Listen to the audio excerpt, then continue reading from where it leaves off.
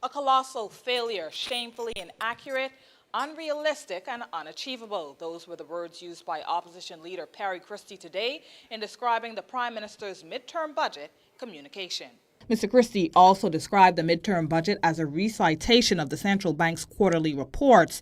In a press conference held in the opposition room in the House of Assembly early Wednesday afternoon, the opposition leader, who was flanked by members of his parliamentary team, said the midterm budget was a waste of time and a public relations scam.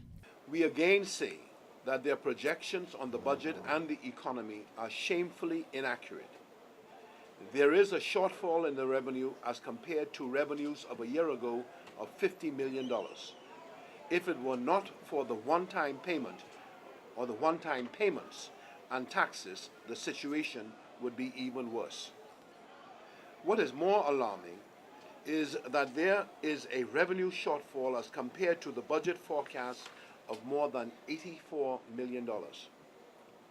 We want to remind the Bahamian people that this Free National Movement government projected revenue increases for this fiscal year of almost $200 million. Clearly, because of the financial mismanagement of the Bahamas by this failed government, these revenue forecasts will be very difficult to meet.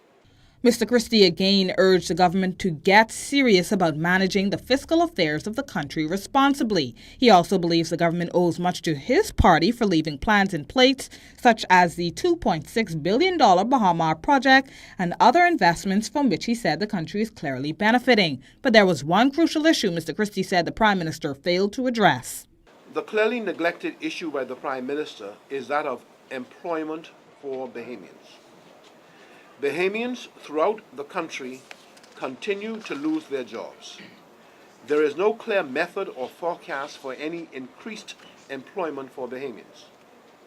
This government thought it advisable to tax the Bahamian people at their highest rates ever during the budget, threatening any job creation in the private sector, yet articulating no clear plan to encourage the creation of employment opportunities to the ever-growing number of unemployed Bahamians.